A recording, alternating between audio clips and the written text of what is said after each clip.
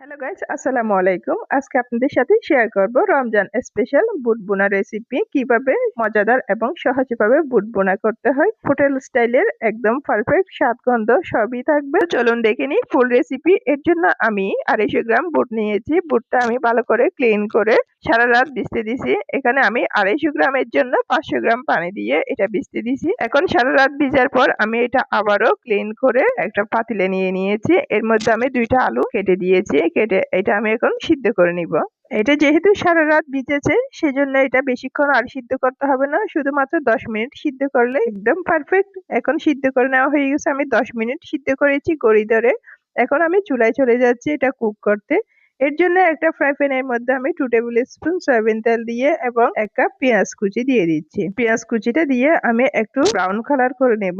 Brown colour হয়ে গেছে। এখন এর মধ্যে আমি অ্যাড করে দিচ্ছি 1 টেবিল স্পুন রসুন পেস্ট এবং এর সাথে অ্যাড করে দিচ্ছি 1 টেবিল স্পুন আদা পেস্ট। এখানে আদাটা অবশ্যই আপনারা ব্যবহার করার চেষ্টা করবেন। আদা ব্যবহার করলে গ্যাস অম্বল হওয়ার চান্স কম থাকে। ছোট বেবিরা, বড়রা, বয়স্করা সবাই খুব সহজে খেতে পারবে। গ্যাসের কোনো সমস্যা হবে না। এখন পেঁয়াজ, রসুন, আদা সব কষানো হয়ে গেছে। এখন এর মধ্যে আমি শুকনো মশলা অ্যাড করে দিব, সাথে একটু পানিও অ্যাড করে দিচ্ছি। তো এখানে আমি লাল মরিচের গুঁড়া অ্যাড করেছি 1 টেবিল স্পুন, জিরা পাউডার 1 টেবিল স্পুন এবং ধনিয়া পাউডার 1 টেবিল স্পুন এবং এর সাথে অ্যাড করে দিব আমি মাংসের মশলা 1 টেবিল স্পুন।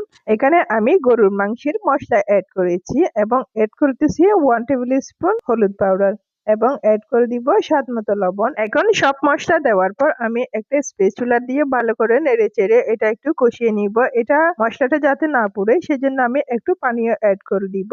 এখন তেলটা যতক্ষণ না উপরে উঠে আসতেছে ততক্ষণ আমি অপেক্ষা করব। তেলটা এখন উপরে উঠে আসছে। এখন এর সাথে অ্যাড করে দিচ্ছি আমি সিদ্ধ করে রাখা আলুটা দিয়ে আমি আরো একটু ভালো করে কষিয়ে নিব। তেল মশলার সাথে আমি আলুটা ভালো করে কষিয়ে নিব যাতে ভালো করে মিক্স হয়ে যায়। তেল মশলার সাথে আলুটা ভালো করে কষিয়ে নেওয়া হয়ে গেছে।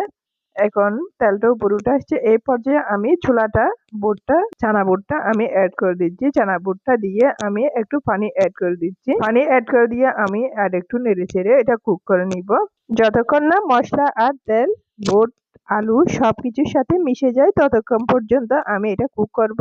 এই জন্য আমি একটু ভালো করে নেড়ে চেড়ে এটা কুক করে নিচ্ছি। এখন কুক করে নেওয়া হয়ে গেছে। দেখতেছেন তো কোনো এক্সট্রা তেল মশলা আলাদা করে নেই, সবকিছু একসাথে মিশে গেছে। বুটের সাথে আলুর সাথে মশলা তেল সব মিশে গেছে। এখন এই পর্যায়ে আমি একটু করে টমেটো কুচি অ্যাড করে দিচ্ছি। টমেটো কুচি অ্যাড করে দিয়ে আমি এর সাথে অ্যাড করে দিচ্ছি একটা কাঁচামরিচ। আপনারা যদি ঝাল বেশি পছন্দ করেন সেক্ষেত্রে বেশি ব্যবহার করতে পারেন। এখন আমি এটা চুলা থেকে নামিয়ে নিব। আমার আজকের রেসিপি ফলো করে অবশ্যই আপনারা বাসায় বানিয়ে দেখবেন, অনেক বেশি মজা হবে। চুলা থেকে নামিয়ে আমি এটা পরিবেশন করে নিচ্ছি। দেখতেছেন তো কতটা সুন্দর হয়েছে, কতটা লোভনীয় হয়েছে। এই ছোলা বুটের মধ্যে আপনারা অবশ্যই গরুর মাংসের মশলাটা দেওয়ার চেষ্টা করবেন। এটা যদি দেওয়া হয় তাহলে আর কিচ্ছু লাগবে না। এটা হচ্ছে সবচেয়ে গোপন ট্রিক। হোটেলে পারফেক্ট ভাবে ছোলা বানার মেইন কারণ হচ্ছে এটা। এখন আমি উপরে একটু করে ডেকোরেশন করে নিচ্ছি। এখানে আমি প্রথমে একটু করে কাঁচামরিচ, পেঁয়াজ কুচি, তারপর টমেটো কুচি আর চিলি ফ্লেক্স দিয়ে একটু করে শুকনো মরিচ গোটা গোটা দিয়ে আমি এটা পরিবেশন করে নিব। আশা করি আমার আজকের রেসিপি আপনাদের অনেক বেশি ভালো লেগেছে। তো আজ এই পর্যন্ত। সবাই ভালো থাকবেন, সুস্থ থাকবেন। আসসালামু আলাইকুম। নতুন দর্শক হয়ে থাকলে প্লিজ আমার চ্যানেলটা সাবস্ক্রাইব করে দিবেন।